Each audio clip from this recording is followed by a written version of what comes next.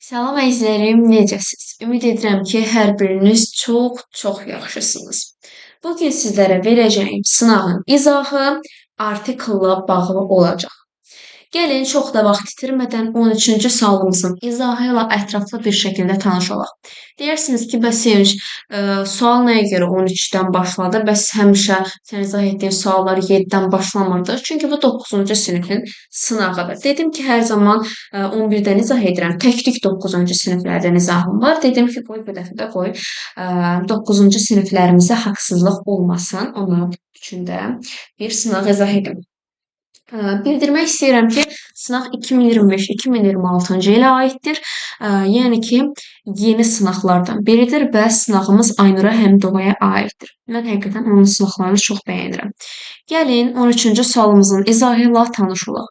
Deməli uşaqlar, bizdən 13-cü sualda düzgün variantı seçməyimiz tələb olunur. Gəlin baxaq. Andes. Andes sözünün mənası Ant dağıdır. Və dağlar topa halda olduğuna görə biz onların qarşısına Z artikli işlədə bilərik. Qafqaz dağları var, Caucazesi yazılır. Qafqaz dağları, Ant dağları hər zaman qarşısına Z verəcəyik. Uşaqlar. Est conditional. Deməli, burada görürük ki, üstünlük dərəcə var. Avtomatik nə verəcəyik? Z artiklı verəcəyik. Və burada da nə görürəm? Heç nə görmürəm. Nöqtə falan verilir. Deməli, olacaq Z. Yəni, birinci sualın cavabı olacaq C variantı. Gəlin, 14-cü sualımızın izahı ilə tanış olaq. Uşaqlar, 14-cü sualda biz bilirik ki, Bakı şəhər adıdır və onun qarşısında heç bir zaman artikl işlənmir.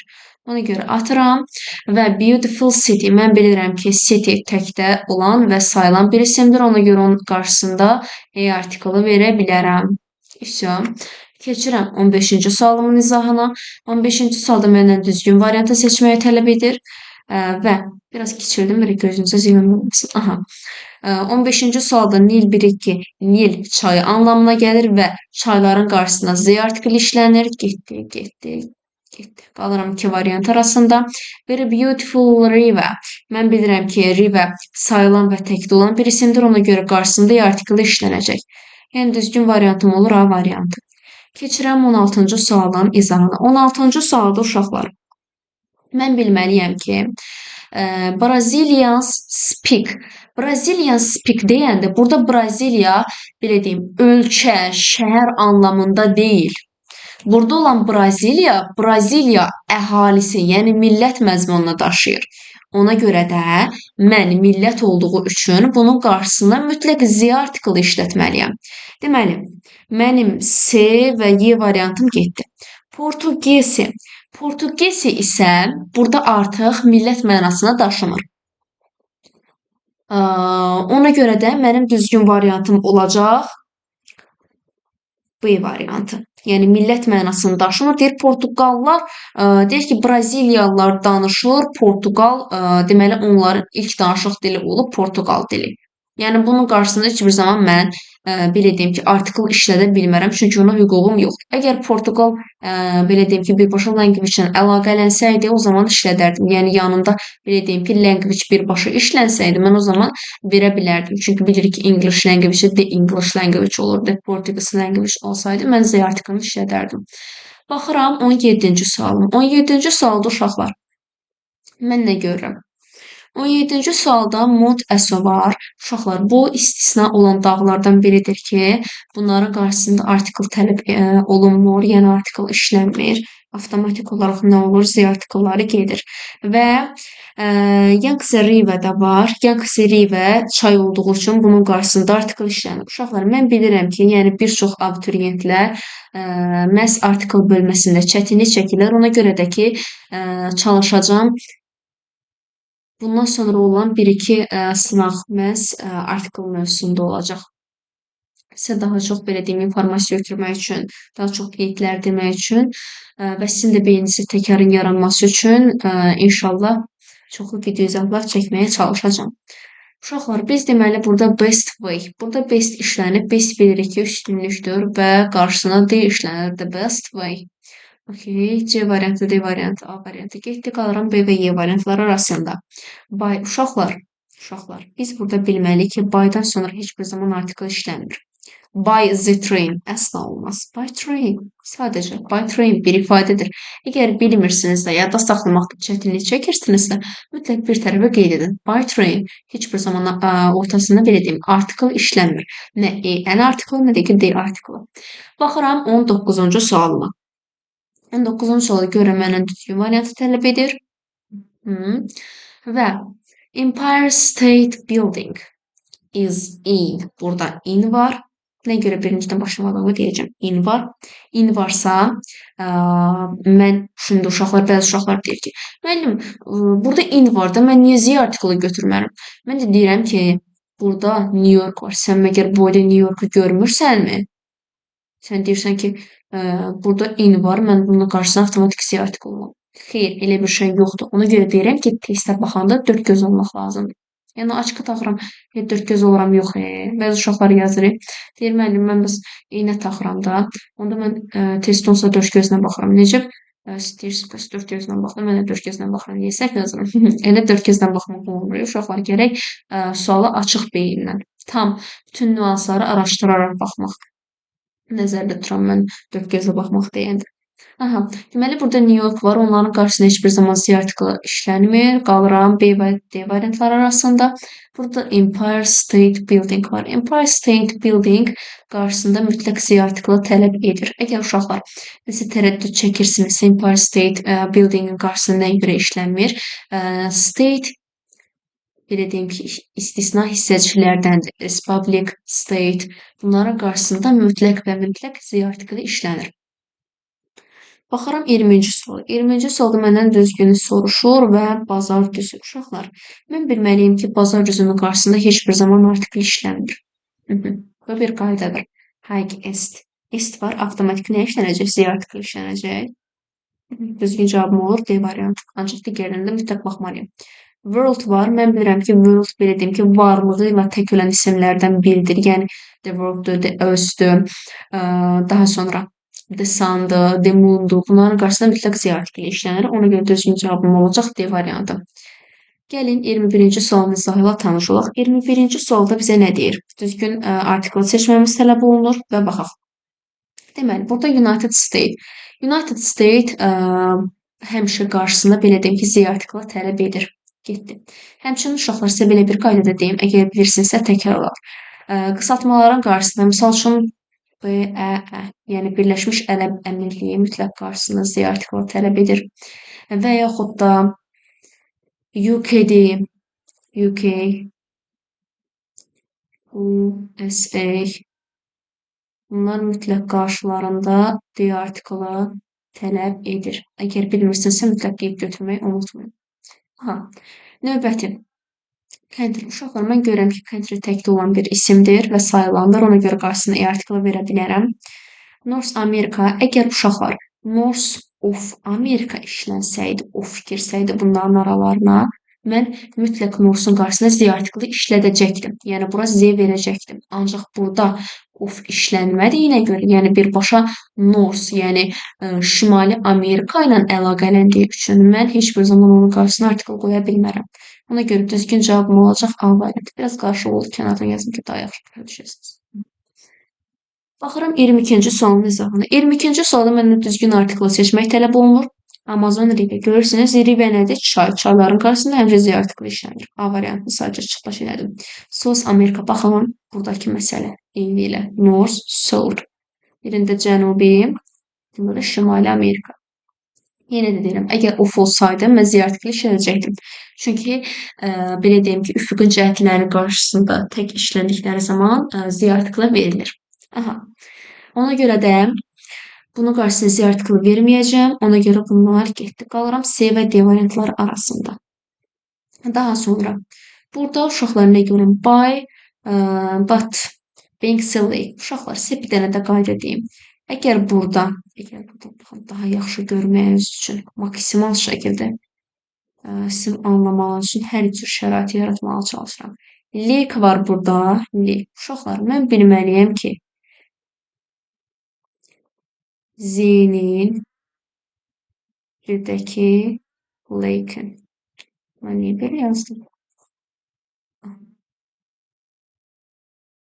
Bir-birlərinə allergiyalar var. Yəni Lake deyir ki, mən heç bir zaman Z olan məclisə getmərəm. Eynilə Z də deyir ki, məgər Lake mənlə gəlmək istəmirsə, mən niyə Lake olan məclisə getməliyəm ki? Yəni bunların aralarında bir dənə belə deyim, necə deyərlər, münaqişə var, mübahisə yaranır aralarında. Bir-birlərini görmək istəmirlər. Lake deyir ki, mən Z olan məclisə getmərəm, Z deyir ki, mən Lake olan məclisə getmərəm. Bir-birlərini istəmirlər konkret. Həyatda da belə insanlarla tanışıq da uşaqlar. Yəni bəzən bir-birimizi görmək istəmirik, görməyə nifrət edirik. Əslində bəzən insanlar heç səbəblərini də bilmir, nəyə görə yəni nifrət edirlər. Ancaq neyiniyək, həyatın qanunu budur. Bəzi insanlar kiməsə nifrət edirlər, öz həyatlarını qaraldırlar. Neysə. Burada lek var deyə mən heç bir zaman qarşısında Z artiklı verməyəcəm. Düzgün cavabım olacaq C variantı. Все. Baxıram 23-cü sualımın izahına. Baxın, burada da bir dənə şəkil üzrə iş var. Necə gözəldir. Uşaqlar, sizə bu şəkil üzrə konkret məlumat görmüşkən, şəkil üzrə işlə bağlı sizə tüyolar da verəcəm. Yəni necə yazmaq lazım, necə maksimum, yəni ən az 35 sözlə yazmaq lazımdır. Bəzi uşaqlar bilirəm ki, proqrama yeni saldığı üçün hələ ki bilmirlər, yəni xəbərləri yoxdur bu saldı. Baxıram 23-cü sual. 23-cü sualda məndən düzgün variant seçməyi tələb edir. Spanish. Uşaqlar, sizin ağlınızda belə bir sual yaranacaq ki, və sevinç, biz hardan bilək ki, burada verilən Spanish, belə deyim, dildir, yoxsa ki, xalqdır. Uşaqlar, əgər xəbərimiz cəmdə verilibsə, burada verilən Spanish və yaxud da nə bilim, digər verilən ölkələrlə bağlı olan adlar mütləq və mütləq xalq olacaq. Xalq mənasını bildirdiyinə görə də mən qarşısına mütləq Z artiklı işlədəcəm. Qalıram A və Y variantlar arasında. Görürəm ki, buradan Spanish var. Uşaqlar, mən sizə nə dedim? Sizcə bunun qarşısına bir dənə, belə deyim, necə deyərlər, cəm isim var, xeyr, onun ismi təkdir. Mən necə bunun qarşısına Z artiklı verim? Elə deyilmi? Ona görə də Y variantını da atıram, mənim düzgün cavabım olur A variantı. Yəni, ümid edirəm ki, seçə biləcəksiniz bundan sonra. Hansı xalqdır, hansı, belə deyim, dildir. Və yaxud da hansı ölkədir. Üstə korrekt variant. Düzgün variant seçmək tələb edir. Bunun, belə deyim, nömrəsinə fikir verməyin, çatda səhv düşüb. Browns. Uşaqlar, biz bilirik ki, əgər soyadlar bütöv bir ailəni bildikləri zaman qarşısında Z artiklı işlənir. Getdim. Qalıram B, D, Y variantları arasında. Baxıram. People, family. Family nədir? Təkdir və sayılan bir isimdir. Ona görə qarşısına mütləq E və yaxud da N artiklı işləyəcəm. Mən sizə demişəm də, hansı nüanslarda, hansı məqamlarda E və yaxud da N artiklından istifadə etməliyəm. Əgər iki dənə samit yanaşı gələcəksə, eynən, misal üçün P, iki dənə, belə deyim, N və yaxud da samit yanaşı gələcəksə, bu ola bilməz heç bir zaman. İşlənsə E artiklı işlənəcək. People, family. Çünki sahibdir. Artiklı işlənəcək. Aha, ondan sonra village də nədir? Village də kənd, şəhər məzmununu daşıyır. Bunu uşaqlar düşünürsünüz ki, indi mən deyəcəm ki, uşaqlar variant B variantıdır. Siz də deyəcəksiniz ki, müəllimə nəyə görə və yaxud sənin üçün nəyə görə cavab burada B variantı. Ona görə B variantıdır ki, burada in artiklı işlənib. In artiklı həmişə Z tələb edir. Ancaq uşaqlar, demirsinizsə, həmişə in artiklı olanda mən Z-mi verməliyim? Xeyr. Mən sizə baxın, elə bayaq gözümüzün önündə izah elədiyim sual sizə göstərim. Burada uşaqlar məsələn, baba burada. Müəllimə dedi ki, hə, şey var orada, sözünü var, mən avtomatik Z verməliyim. Xeyr. In var, sözünün xeyr, ona dəxli yoxdur. Sən heç bir zaman bura Z artiklı verə bilməzsən. Əsla. Sən bundan sonra gələn sözə baxmalısın.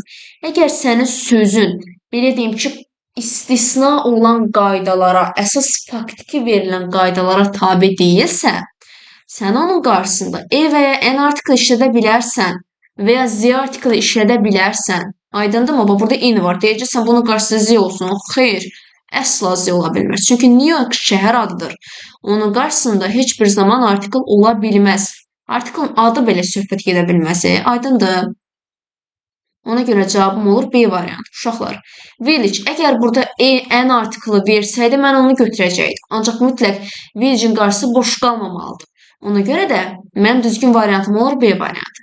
Gəlin 25-ci suala da baxaq, yekunlaşdıraq. 25-ci sualda bizdən düzgün variantı seçməmiz tələb olunur. Gəlin seçək. Umbrella. Uşaqlar, mən sizə dediyim qayda nəhayət yerindəcə misalla bizə təqdim olundu. Sizə nə dedim? 2 dənə sait bir yerdə gələ bilməz. Və uşaqlar deyirsiniz ki, müəllim, yazılışında belədir də, edir və yaxud da whore yazılıb bizə. Doğrudur da. Uşaqlar deyir doğrudur da. Xeyr, doğru deyil. Biz tələffüzə əsasən, tələffüzün birinci hərfinə əsasən onu müəyyənləşdirməliyik uşaqlar. Heç bir zaman tərəddüd etməyin. Tələffüz burada əsas şərtdir. Tələffüz burada əsas şərtdir. Tələffüzə baxmaq lazımdır. Daha sonra deməli, bu sözün tərcüməsi, yəni tələffüzü artiklı ilə işlənir. Yəni, umbrella olmur. An umbrella olur. Biri çıxdım. 2-yə baxıram.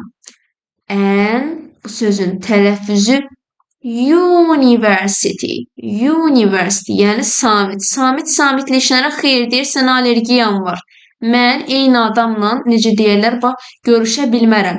Mən gərək müxtəlif xasiyyətli olan bir insanla görüşüm. Öz xasiyyətimi özümə bəsləmən deyirəm, öz xasiyyətimdə olan başqa bir adamla görüşüm. Deyilmi? 3-cü sual.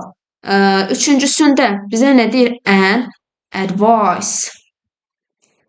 Advice. Tamamilə doğrudur. Advice, advice kimi tələffüz olunur. Bu tamamilə doğrudur. 4-cü sualda. Ana. Burada yəni və yaxud da olacaq tələffüz kimi. Ona görə yəni saitdir. Bu da tamamilə doğrudur. Burada 5-ə bax. Science nədir? Tələffüzdə samitdir. Ona görə sait samitlə işlənir. Düzgün cavabımız olacaq 3, 4, 5. Əla uşaqlar. Sualımız qaldı mı? Xeyir qalmadı. Bugünkü videomuzdan bu qədər uşaqlar. Ümid edirəm ki, sizlərə artikl mövzusunu sevdirə bildim. Biraz da olsa beyninizdə olan məlumatları genişləndirə bildim. Sağ olun, salamat qalın. Hər birinizə uğurlar arzulayıram. İnşallah bu il hər birimiz üçün uğurlu olar. İnşallah. Və uşaqlar, bir də nüansda qeyd etmək istəyirəm ki, bəziləriniz yorumlara yazırsınız ki, yəni komment bölməsinə.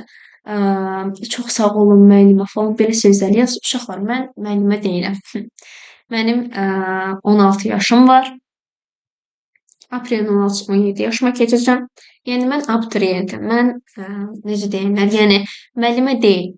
Mən sadəcə belə deyim, fənlərə olan sevgimi və məşğələlərə gedə bilməyən şagirdlər üçün bu dəstəyi göstərməyə çalışıram. Yəni maksimum onlara dəstək olmaq istəyirəm ki, onlar da gedib imtahanda yaza bilsinlər. Deməli belə, sözüm bitdi. Ümid edirəm ki, sınaq izahlarımı anlayırsınız, başa düşürsünüz. Yazdığınız o gözəl kommentlərə görə də hər birinizə minnətdaram. İnşallah video izahlarımın ardı gələcək. İzləmədə qalın. Sağ olun, salamat qalın.